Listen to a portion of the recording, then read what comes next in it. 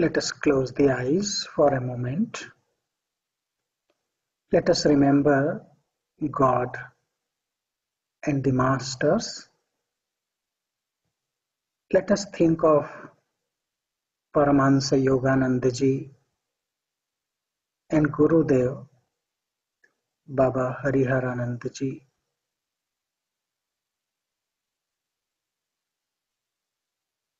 Om Sahana Vavatu Sahano Bhunaktu Sahaviryam Karavavahai Tejasvinavadhitamastu Ma Vidvishavahai. Om Shanti Shanti Shanti. May God protect us all. May we enjoy food together. May we meditate and pray together. May we attain wisdom through our study and discussion. May there be no conflict among us. May there be peace everywhere. Om. Amen. I bow to one God who is formless. I bow to all the masters of Kriya Yoga lineage and all the saints and sages.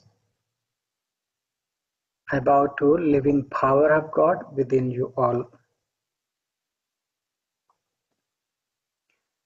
Good afternoon and welcome to this Gurudev's birthday seminar. This time we are having classes online due to the current situation of COVID-19. So once again, we welcome you all to join us to celebrate this seminar for Gurudev's birthday from Homestead, Miami Ashram. In this seminar, for the talks or discourses, we have a theme: how to cultivate divine love. So today I'm going to speak about divine love. There's a beautiful book by Paramahansa Yogananda ji, Divine Romance, and we'll talk a little bit about that book also. Cultivating divine love. Love is universal. Love is breath and life of all living beings. Can we live without love? In this creation, plants, animals, birds, and humans all dance in love. Life without love is a burden and boredom. Love is mundane and heavenly too. Love is an expression of emotion toward our loved ones. When we talk about this love, in human being, there are many different ways to express love.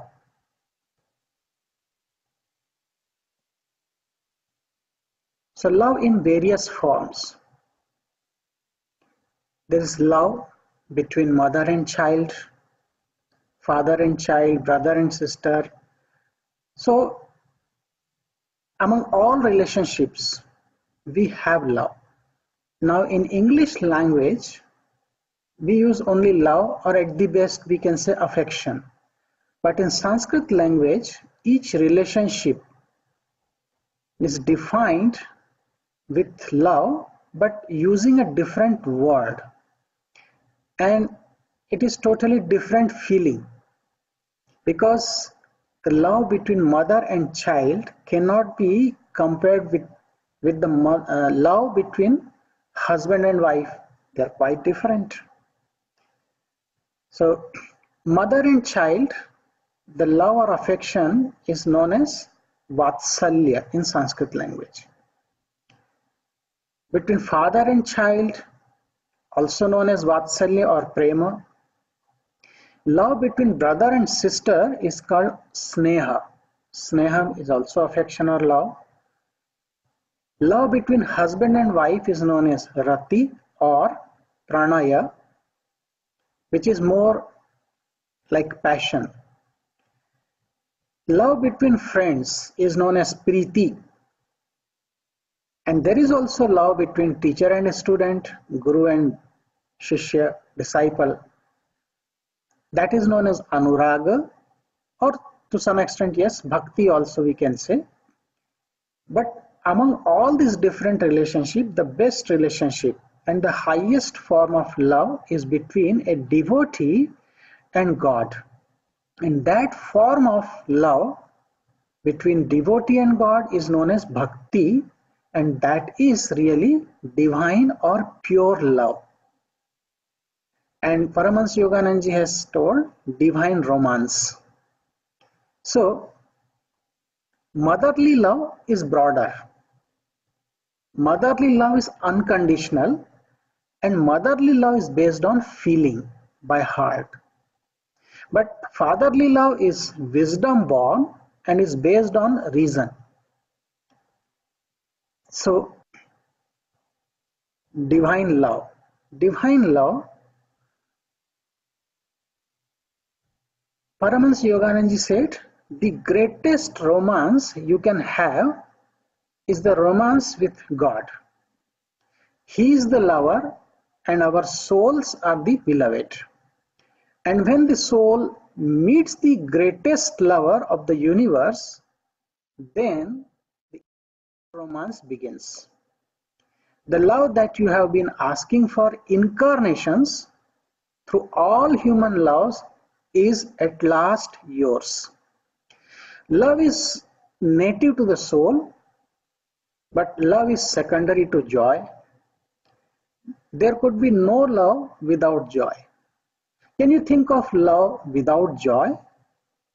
When we speak of the misery of unrequited love, we are talking of an unfulfilled longing.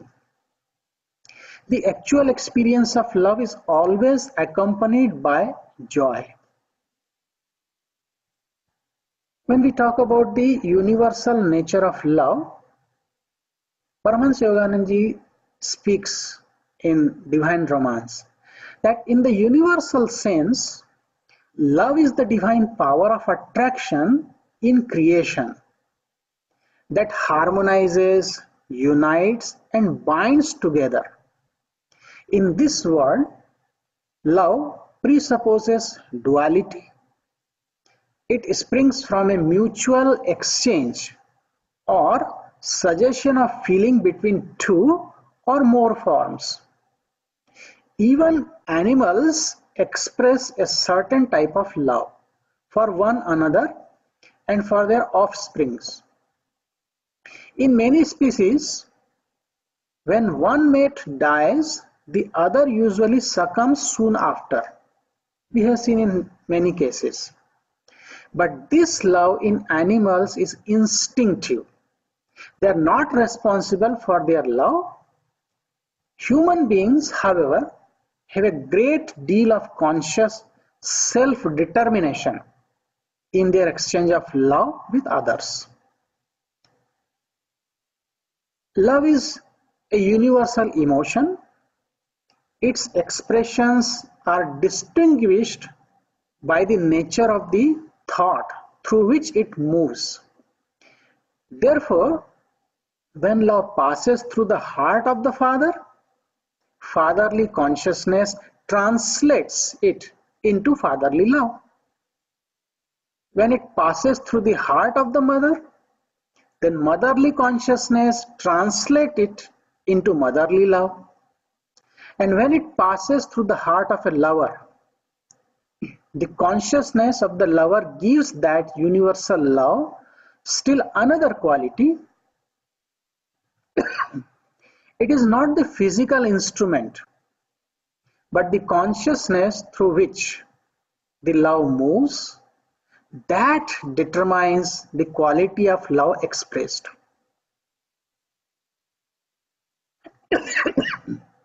Thus, a father may express motherly love, a mother may express friendly love, and a lover may express divine love.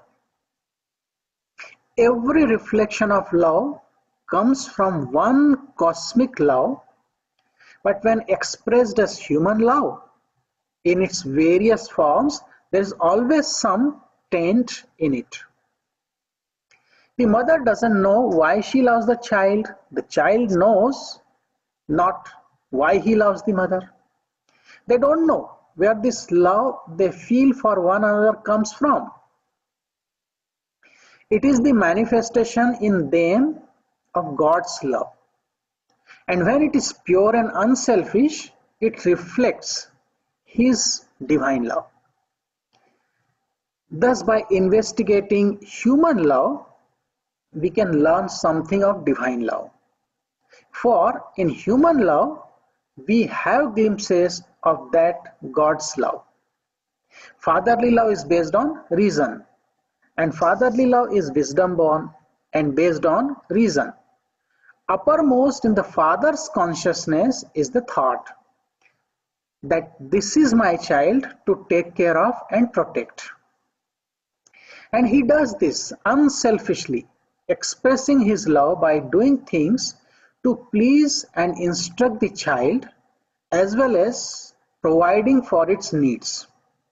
But fatherly love is partly instinctive, as are all forms of familial love. The father cannot help but love the child. Motherly love is based on feeling and unconditional. Motherly love is much broader. It is based on feeling rather than any reasoning. True mother loves unconditional. We can say that in many ways it is more spiritual, and therefore motherly love is greater than most human expressions of love. God implanted in the heart of the mother a love for child that is unconditional, regardless of the child's merit or behavior.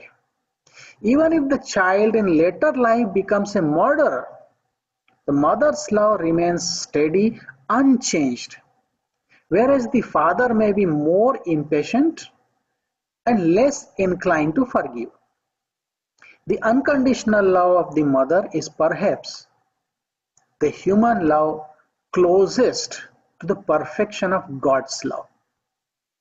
The true mother forgives her son even when no one else will. That kind of love exemplifies God's love. God forgives his children no matter what mistakes they have committed. Now, who could have placed this love in the mother's heart save God? In true maternal love, God gives us distinct proof that He loves us unconditionally, no matter how wicked we are or how many times we have committed mistakes. In our day-to-day life, we use this word love. But what is really love? So there are different ways to define love. When we say what is love, remember, love is not physical attraction. And love is the most abused word. Love has no expectation. And in love, we always try to make other person happy. And therefore, love demands sacrifice. So in love, we sacrifice our comfort. We don't ask for comfort from others. And finally, love gives, gives, gives, and forgives. So these are the different expressions of love. Most of the time, People think that physical attraction is the love, but that is not real love. When we talk about the human love, when man and woman mistreat each other, they destroy forever their happiness together. So man should strive to see the God in woman and to help her realize her spiritual nature. He should make her feel that she is with him not merely to satisfy his sensual appetite, but as a companion whom he respects and regards as an expression of the divine. And woman should also look upon man in the same way. Although we talk constantly about love, love, love in everyday usage, but true love is free from expectation, and true love is an expression of purity, kindness, and compassion. Without receiving anything, we discover complete fulfillment in true love. So love is life and life is love. We should live in love during every breath. This is what Guruji says. Spiritual practice or sadhana is also called bhakti. Bhakti means devotion. It is the pure form of love. So devotion or pure love fills our lives with love and makes our lives divine and beautiful. In text Viveka Chudamani by Adi Shankara, he talks about this bhakti or pure love. It is in verse number 31 and 32.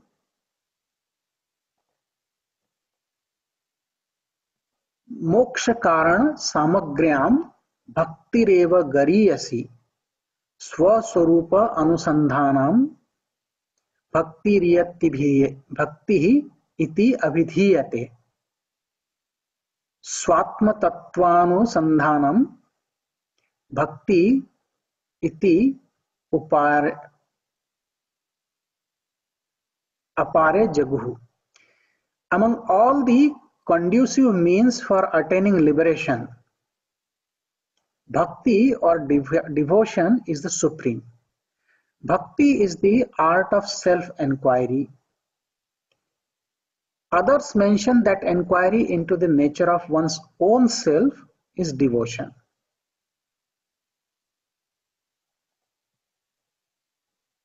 So Adi Shankar speaks about jnana or knowledge, and he is a jnani. He is a person of knowledge, realized master, but he is telling that among all forms of love, devotion is the best for realization. Bhakti reva gariyasi. What is this pure form of love or devotion? It is the essence in all spiritual paths and practices. In all religions and in all religious life, it is the path of perfection. Whatever path we tread towards self-realization, whether it is path of knowledge, path of yoga, or path of action, devotion is must. Without devotion, life is neither beautiful nor enjoyable. Bhakti or devotion is the natural expression of God's love in our heart. It is the manifestation of kindness, compassion, gratitude, and the readiness to love and serve with surrender and sacrifice. Lord Krishna expressed in his pure love in its highest form. He has shown to the world that a love without any impurity can exist between man and woman. The Bhagavatam tells the story of the gopis in Vrindavan who had pure love for Lord Krishna. They did everything for him with love. It is mentioned in the Holy Bhagavatam that one gopi, milkmaid, churned milk to make butter. And in the sound of churning, the gopi or cowherd milkmaid, she heard only Krishna, Krishna, Krishna, Krishna, nothing else. Another gopi who was cooking was so much lost in the thought of Lord Krishna that she forgot that she had already added salt to food, and she added some more. When she realized what she had done, she prayed to Lord Krishna that, "O Lord, it is you, lost in your thought, I made a mistake." When she saw the dish, she was afraid that her father-in-law would explode with anger. However, the dish turned out just fine. Perhaps better in comparison to the usual fare she cooked. So he said, "My daughter, what did you do today? The food tastes so delicious. Please give me some more." Another milkmaid, a peddler, was carrying a basket filled with milk, yogurt, and ghee to sell. As she walked down the street, she was so lost in thoughts of Lord Krishna that she shouted, "Anybody need Krishna?" Somebody heard her and responded, "What? Are you selling Krishna?" She was merged in Krishna consciousness as she went by her daily chores. So this is the pure love where a devotee completely forgets. This is the divine romance with God. In Narada Bhakti Sutra, there is definition of bhakti by sage Narada. How is that love? What is that pure love? What is devotion? So sage Narada is telling in second and third sutra, Satu asmin parama prema rupa, amrit swarupa cha. Devotion, here it is feminine. So devotion is indeed the nature of supreme love for God. And in their essence, love and devotion are immortality. So devotion is immortal, pure love is immortal. Sage Narad has spoken at length about this Bhakti Sutra and pure devotion. What are the symptoms? What are the effects of bhakti or pure love? And when we talk about this love, pure love, there is another beautiful scripture, Shri Upadesha. So in that you can find a beautiful verse, Shri Upadesha. It speaks about 6 qualities of love. Dadati pratigranhati guhyam akhyati prachati bhunkte bhojayate chaiva shadvidham priti lakshanam. Dadati means to give, pratigranhati to receive, guhyam akhyati to ask and speak of personal matters, prachati to ask, bhunkte bhojayate. Bhunkte means to feed and bhojayate to eat with. These are the 6 qualities of love expressed in form of devotion. So 6 qualities of love are to give and to receive.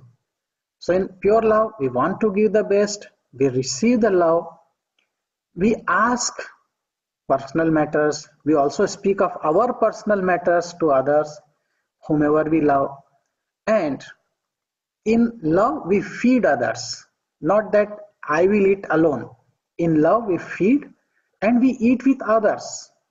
So these are the 6 qualities of bhakti, pure love.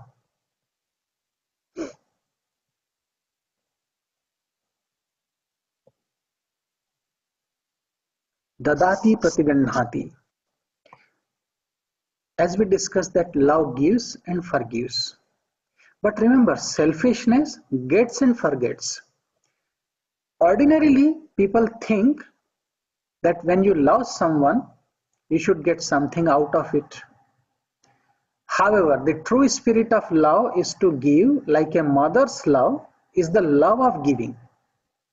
It doesn't expect anything in return, otherwise, it becomes a business. But when we love someone, is it possible to give unconditionally? In this world, we should live a little intelligently. When we are in a bad situation, crafty people will manipulate and exploit us if we continue to give. So we must be wise in our actions. But the first quality of love is to give. Remember, when we give with a loving state of mind, without expectation, dadati, we will receive love back. Pratigranhati. Gurudev said, the more you give, the more you receive. How much do we receive in return? If we sow one seed in the soil and we have a harvest, how much will we reap? When we plant sunflower seeds, how many beautiful flowers will flourish? So love gives and it returns. That's why it is said in Corinthians 13th chapter 8th passage in the Holy Bible, love never fails. So if we live in the true spirit of love and we give without expectation, it may not return to us in the same way, but we will receive multifold joy, fulfillment, and satisfaction. In a good relationship, acceptance prevails, and the true spirit of love opens us up. Our heart is open, mind is open, we become much broader in thinking. There is nothing to hide because everything is known. That's why it is said Guhyam Akhyati. When there is loving relationship, really there is love, there is no secret. We are like open book. So whatever is inside, it is outside, and we can speak, we can ask. For example, as the sun appears to move across the sky, a sunflower moves with it because the sunflower totally accepts the relationship. And in our day-to-day lives, if an element of doubt or an element of fear arises in us due to previous violation, or if an element of suspicion manifests, we cannot completely open ourselves. Love needs trust.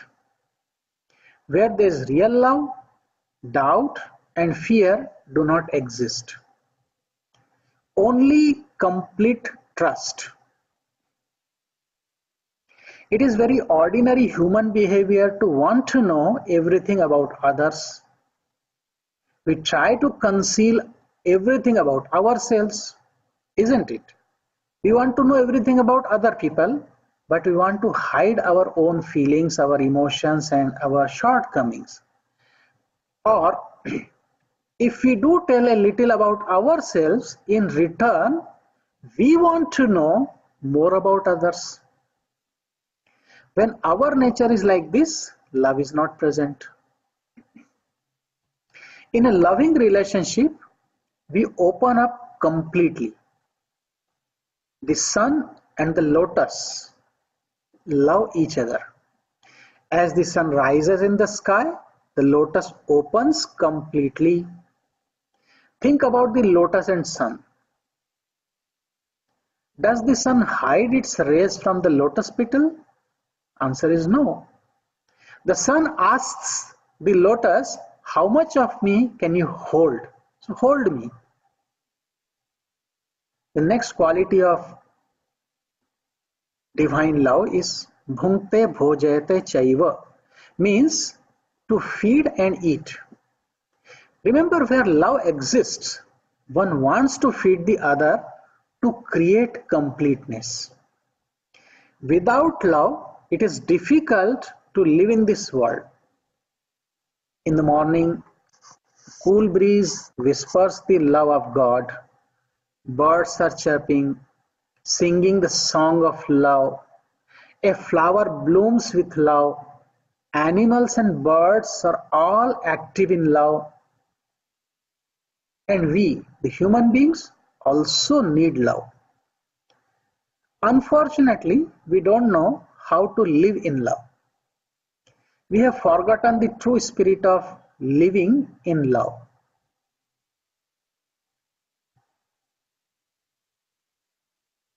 A mystic poet, Lady Saint Mira, not the modern time, but in the 15th century, there was a poet, Lady Saint. Her name is Mira. She had pure love for Lord Krishna. And her story is really interesting and very beautiful story.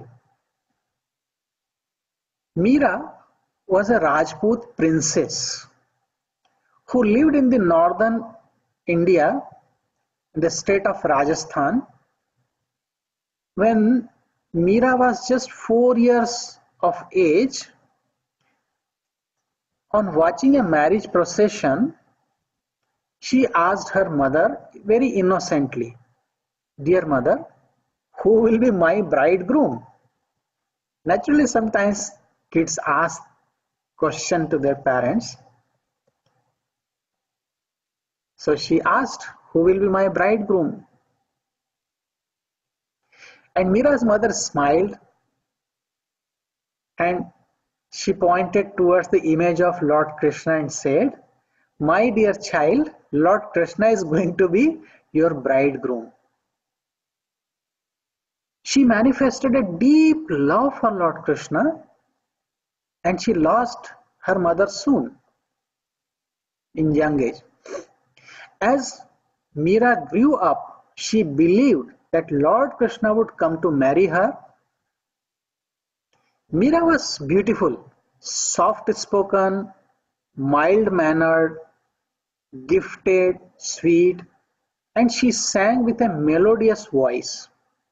Very reluctantly, she consented to marry Rana Sanga, a very powerful king of Mewar in Rajasthan.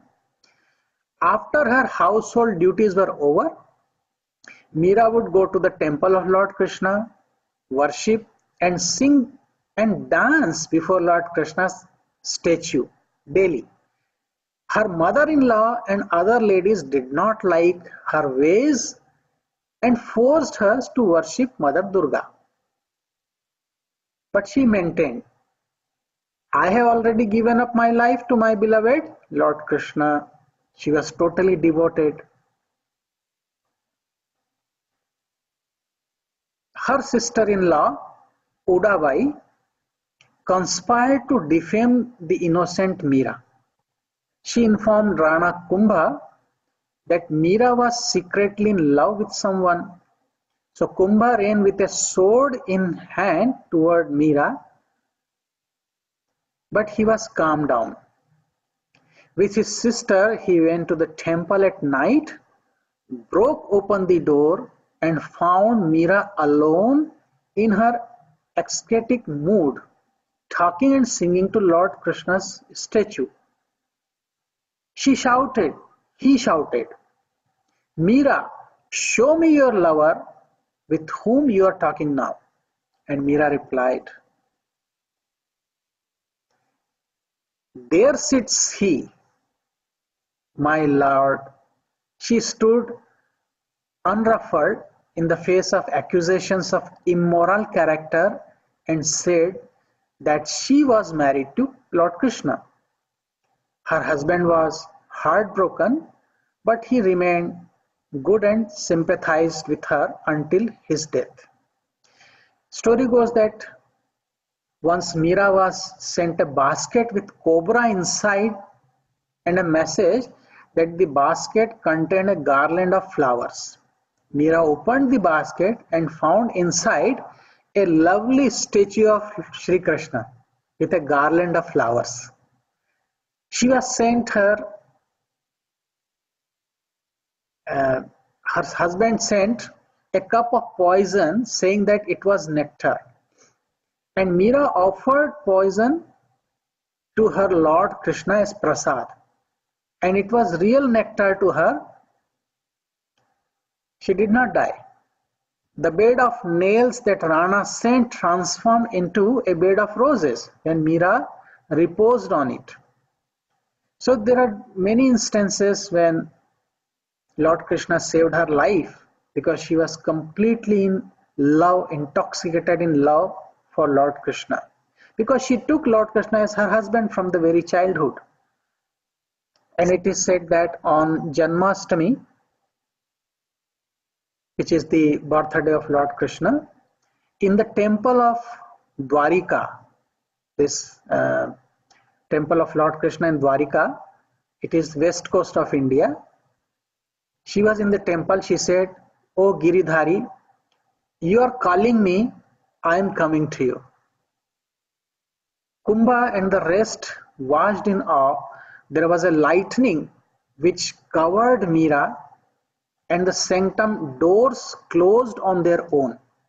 When the doors opened again, only Meera's sari was covering Lord Krishna's statue, and her voice and the flute accompanied were the only sound that could be heard. So Meera, she merged into the statue of Lord Krishna. This is the purest form of love, devotion, and this is the divine romance she had with Lord Krishna. So ultimately she merged into Lord Krishna. There was no death for her. She wrote many beautiful songs, and one of her famous song is Mere to Giridhar Gopal Dusaro na koi. Lord Krishna is mine and I don't belong to anybody else.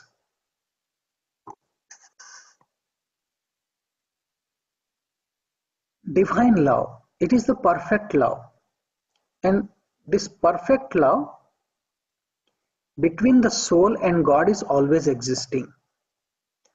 The greatest love, here Paramahansa Yoganandaji writes in Divine Romance, the greatest love you can experience is in communion with God in meditation. The love between the soul and God is the perfect love, the love you're all seeking. When we meditate, love grows. Millions of thrills pass through our heart.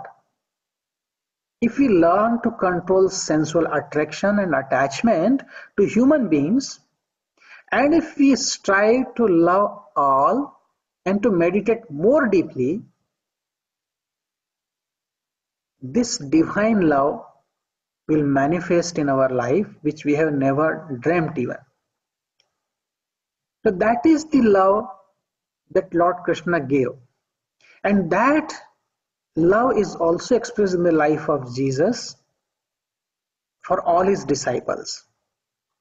There is no one to whom we owe love more than to God. And there is no love sweeter than the love God gives to those who seek him. So why should we spend our time pursuing temporary human love? Conjugal, familial, fraternal, all forms of human love have blind allies. Divine love is the only perfect love. It is God who is playing hide and seek in the corridors of heart, that perchance behind lesser human loves you may find his all satisfying love. Therefore love God, not for his gifts, but because God is your own. And because God made you in his image, and you will find him. If you meditate deeply, you will experience indescribable love. You will know his divine love, and you will be able to give that pure love to others. In the consciousness of one who is immersed in the divine love of God, there is no deception, no narrowness of caste or creed, no boundaries of any kind. When we experience that divine love, devotion, bhakti,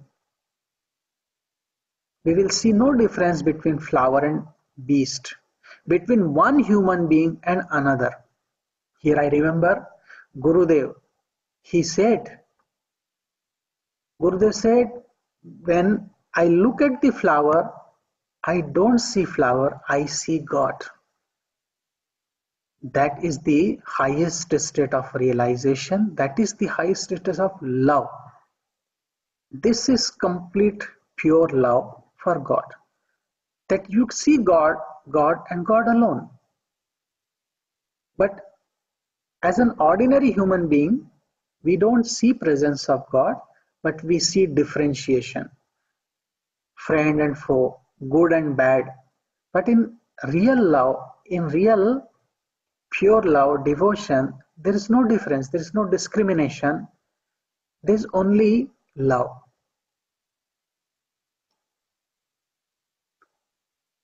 In pure love, we will commune with all nature and we will love equally all mankind. Beholding but one race, the children of God, our brothers and sisters in him, we say to ourselves, God is my Father. I have heard many times from Guruji also that love equally, and I have seen how this love is manifested in the life of Gurudev, Guruji, Paramahansa Yoganandaji, all the masters, that their love is unconditional, unselfish, and they love everyone equally. We cannot say that he is loving one person more and less other one. It is not possible. So when we are in love, we say that I am part of God's vast family of human beings. I love them for they are all mine. I love too my brother sun and my sister moon and all creatures my Father has created and in whom his life flows. True love is divine and divine love is joy. The more you meditate seeking God with a burning desire, the more you will feel that love in your heart. Then you will know that love is joy and joy is God. So, divine romance is not the worldly love. Worldly love has always some expectation. Worldly love has boundaries. Worldly love has also conflicts. But divine romance, bhakti, devotion, it is pure love. No expectation, there is no judgment. We just give. And in divine love, we forgive others. Remember in life, sometimes we commit mistake, sometimes there are shortcomings, but we accept each other and that is what is divine love. So let us try on this occasion of Gurudev's birthday. I have seen Gurudev and Guruji both, how they loved unconditionally. They loved children, they loved everyone. Even knowing the mistake of other people, they never pointed it out, but rather they loved. So we need to cultivate that divine love. Until and unless we cultivate this divine love through our deep meditation, we cannot experience God. We can have some idea of God listening from the scriptures, listening to masters, various teachers. We can get some idea, but real experience does not come until we open the heart, we develop this divine love in our own hearts. So this is a beautiful opportunity to stay home, contemplate and meditate more sincerely. Whatever masters have taught, technique, let us practice with deep love. Love is the essence of life. Without love, we cannot imagine our own life. We cannot exist. So let us love each other. Jesus also showed this beautiful concept of divine love in his life. He said, love your neighbors, love your enemies. And he himself demonstrated this divine love in his own life. So divine romance is the very, very basic nature of human beings, and we all have to experience it through our spiritual practice. I am praying to God and the masters to give us all-round development, to give us more love. Let us close the eyes. O God, O masters, please discipline us. Please give us more love. Transform our worldly or human love into divine love. Give us that understanding so that we will not limit our love to some family people only, friends only, but let our love expand to the entire humanity, to all the creatures in this universe. Through that love, we feel presence of God. This love gives us real joy. Praying for all of you. Om Sarve Bhavantu Sukhinah. Sarve Santu Niramayah. Sarve Bhadrani Pashyantu. Ma Kaschid Dukkha Bhag Bhavet. Om Shanti Shanti Shanti. May all become happy and healthy, loving, noble, and generous. Let there be no suffering or sorrow. Let there be more love, peace, harmony among us and everywhere in this creation. May the blessings of God and Masters be upon us all and everywhere. Om. Amen. Thank you all.